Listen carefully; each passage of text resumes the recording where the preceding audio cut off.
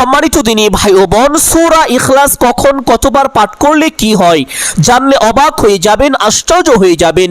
বিশেষ করে সূরা ইখলাসের একটি আমলের কথা বলে দিব। এই নিয়মে সূরা ইখলাসের আমলটি মাত্র এক সপ্তাহ যদি করতে পারেন, হয় আপনি কোটিপতি হবেন, না হয় আপনি গুপ্ত ধনের মালিক হয়ে যাবেন। যে কোনো একটি আপনি অবশ্যই হবেন ইনশাআল্লাহ। সম্মানিত দিনী ভাই ও বোন আমার, বাংলাদেশের একজন বিখ্যাত আলেমে দ্বীন মুফতি মুশতাকুন নবী কাসেমী হাফিজাহুল্লাহ, তার জীবনের একটি ছোট্ট ঘটনা, তার এক বয়ানের মধ্যে তিনি এইভাবে বলেছেন, জিন জাতির একটি বিবাহ অনুষ্ঠানে তাকে বিশেষভাবে দাওয়াত করেছিলেন এবং ওই বিবাহটি পড়ানোর জন্য মুফতি মুশতাকুন নবী কাসেমীকে জিন জাতির পক্ষ থেকে বিশেষভাবে অনুরোধ করেছিলেন, যার কারণে মুফতি মুশতাকুন নবী কাসেমী ওই বিবাহটি পড়িয়েছিলেন। অতঃপর এই বিবাহ পড়ানোর কারণে জিন জাতির পক্ষ থেকে মুফতি মুশতাকুন নবী কাসেমীকে মিষ্টি খাওয়ার জন্য 20,000 টাকা উপহার দিয়েছিলেন। সুবহানাল্লাহ।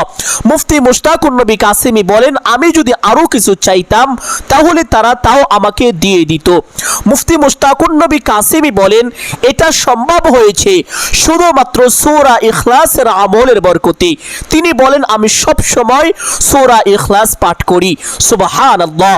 সম্মানিত দিনী ভাই ও বোন, এই সূরা ইখলাস কেন এত দামি, কেন এত গুরুত্বপূর্ণ শুনলে অবাক হয়ে যাবেন। এর অসংখ্য অগণিত কারণ রয়েছে। তার মধ্যে অন্যতম দুইটি কারণ হলো, সূরা ইখলাসের মধ্যে আল্লাহ তাআলার বিশেষ কয়েকটি গুণবাচক নাম রয়েছে, যেই নামগুলোকে হাদিসের ভাষায় ইসমে আজম বলা হয়ে থাকে। তার মধ্যে এমন একটি নাম রয়েছে যেই নাম পবিত্র কোরআনের অন্য কোনো সূরায় বা অন্য কোনো জায়গার মধ্যে নেই, শুধুমাত্র সূরা ইখলাসের মধ্যেই এসেছে, আর সেই নামটি হলো আস-সামাদ। এই সামাদ নামটি বিশেষভাবে একটি ইসমে আজম। সুবহানাল্লাহ।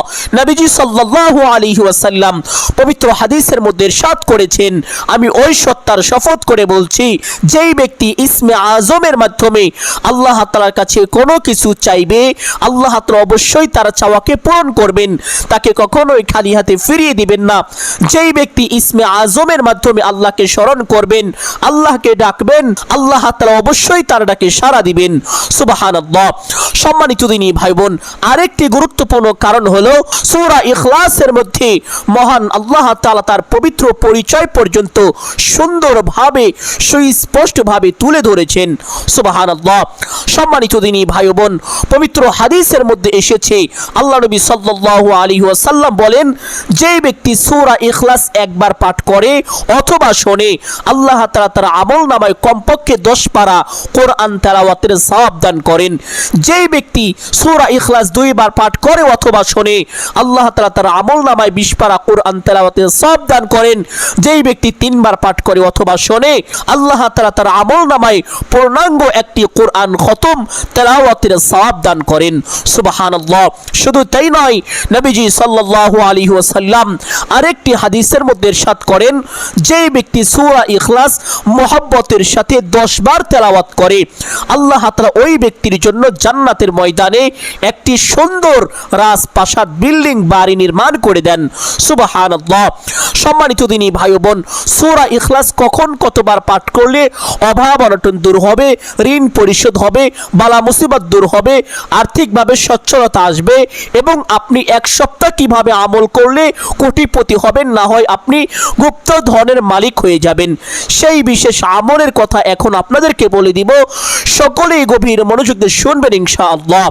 সম্মানিত দিনী ভাই ও বোন আমার, পবিত্র হাদিসের মধ্যে এসেছে, হযরত সাহুল ইবনে সাআদ রাদিয়াল্লাহু তাআলা আনহু থেকে এই হাদিসটি বর্ণিত। তিনি বলেন, একবার আল্লাহ নবী সাল্লাল্লাহু আলাইহি ওয়াসাল্লামের দরবারে এক ব্যক্তি এসে তার অভাব অনটন, দুঃখ কষ্ট, পেরেশানি, বিপদ আপদ, বালা মুসিবতের উপরে অভিযোগ করতে লাগলেন। ওই ব্যক্তি বললেন, হে আল্লাহর নবী, খুব অভাবের মধ্যে আছি, টেনশন, পেরেশানি, বিপদ আপদ, বালা মুসিবত চতুর্দিক থেকে আমাকে গ্রাস করে ফেলেছে। নবীজি বললেন, আমি তোমাকে এমন একটি আমলের কথা বলে দিব, আমলটি এইভাবে যদি করতে পারো, তোমার সকল অভাব অনটন অনটন দুঃখ কষ্ট পেরেশানি বিপদ আপদ বালা মুসিবত দূর হয়ে যাবে। আল্লাহ তাআলার পক্ষ থেকে তোমার উপরে সচ্ছলতা চলে আসবে, তুমি ধনী হয়ে যাবে। সুবহানাল্লাহ। ওই সাহাবীকে আমলটি শিখিয়ে দিলেন। নবীজি বললেন, ও আমার সাহাবী, প্রথমে তুমি যখন তোমার ঘরের মধ্যে প্রবেশ করবে, ঘরের মধ্যে প্রবেশ করার পূর্বে দরজার সামনে দাঁড়িয়ে একবার সালাম দেবে, আসসালামু আলাইকুম ওয়া রাহমাতুল্লাহ। তোমার ঘরের মধ্যে কেউ থাকুক চাই না থাকুক, তুমি যদি জানো যে তোমার ঘরটি খালি শূন্য ঘর, তবুও তুমি তা জানা সত্ত্বেও তুমি ঘরের দরজার সামনে দাঁড়িয়ে একটি সালাম দিবে। সালাম দেওয়ার পরে আমি রাসূলের উপরে একবার দুরূদ পাঠ করবে। দুরূদ পাঠ করার পরে একবার আউযু বিল্লাহ এবং বিসমিল্লাহ সহকারে সূরাতুল ইখলাস পাঠ করবে। আউযু বিল্লাহি মিনাশ শাইতানির রাজীম, বিসমিল্লাহির রহমানির রহিম, কুল হুয়াল্লাহু আহাদ, আল্লাহুস সামাদ, লাম ইয়ালিদ ওয়া লাম ইউলাদ ওয়া লাম ইয়াকুল লাহু কুফুয়ান আহাদ। সূরা ইখলাস পাঠ করা শেষ করে তারপর তুমি তোমার ঘরের মধ্যে ডান পা দিয়ে বিসমিল্লাহ বলে প্রবেশ করবে। সাহাবী রাদিয়াল্লাহু তাআলা আনহু বাড়িতে চলে গেলেন, গিয়ে এই আমলটি করতে লাগলেন। অল্প কয়েক দিনের ভিতরে আল্লাহ তাআলা তাকে এত ধন সম্পদ দান করলেন, তার সকল অভাব অনটন দুঃখ কষ্ট পেরেশানি বিপদ আপদ বালা মুসিবত দূর হয়ে গেল এবং তিনি ধনী হয়ে গেলেন। হাদিসের মধ্যে এসেছে, তিনি তো ধনী হলেনই, তার সকল আত্মীয় স্বজন এবং তার যে প্রতিবেশী ছিল তাদেরও সকলের অভাব অনটন দূর হয়ে গেল। সুবহানাল্লাহ। সম্মানিত দিনী ভাই বোন, তাহলে এই বিশেষ আমলটি অবশ্যই করবেন। আপনি যখনই বাহিরে যাবেন, বাহিরে যাওয়ার সময় নবীজির শিখানো এই দোয়াটি পাঠ করে তারপরে বের হবেন। বের হওয়ার সময় বাম পা আগে দিবেন, বাম পা দেওয়ার পরে একবার বলবেন, বিসমিল্লাহি তাওয়াক্কালতু আলাল্লাহ, লা হাওলা ওয়ালা কুওয়াতা ইল্লা বিল্লাহ। যখন কোনো বান্দা কোনো বান্দি এই দোয়া পাঠ করে ঘর থেকে বের হয়, তখন আল্লাহ তাআলা আসমান থেকে ঘোষণা করে দেন, হুদিতা ওয়া কুফিতা, ও আমার বান্দা তোমার কোনো ভয় নেই, ও আমার বান্দা তোমার কোনো টেনশন নেই, তোমার সমস্ত দায়িত্ব আমি নিয়ে নিলাম, আমি আল্লাহ রাব্বুল আলামিন তোমাকে হেফাজত করব, তোমার সকল ধন সম্পদ বাড়ি গাড়ি সমস্ত কিছু আমি আল্লাহর জিম্মায় চলে এসেছে, আমি সমস্ত কিছু নিজ কুদরতি হাতে হেফাজত করব। ও আমার বান্দা তুমি আমার ঈমানের পথে প্রবেশ করলে, ও আমার বান্দা আমি তোমাকে আমার রহমতের চাদর দিয়ে ঢেকে দিলাম। সুবহানাল্লাহ। এই কথা আমরা শুনতে পারি না ঠিকই, শয়তান কিন্তু শুনতে পারে।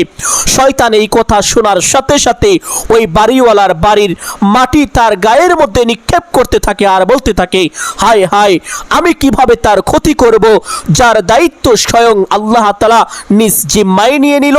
সুবহানাল্লাহ। সম্মানিত দিনী ভাই বোন, এই জন্য আপনি ঘর থেকে যখনই বের হবেন, বের হওয়ার সময় একবার বিসমিল্লাহি তাওয়াক্কালতু আলাল্লাহ, লা হাওলা ওয়ালা কুওয়াতা ইল্লা বিল্লাহ বলে বাম পা দিয়ে বের হবেন। এবং ঘরের মধ্যে প্রবেশ করার সময়, প্রবেশ করার পূর্বে অবশ্যই ঘরের দরজার সামনে দাঁড়িয়ে একবার সালাম দিবেন। উচ্চ সুরে সালাম দিতে হবে, মনে মনে সালাম দিলে হবে না, জোরে দিতে হবে।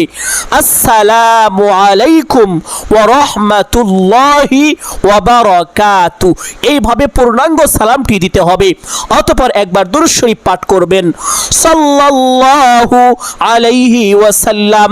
অতঃপর একবার আউযু বিল্লাহ বিসমিল্লাহ সহকারে সূরা ইখলাস সহি শুদ্ধ করে পাঠ করবেন। অতঃপর বিসমিল্লাহ বলে ডান পা দিয়ে ঘরের মধ্যে প্রবেশ করবেন।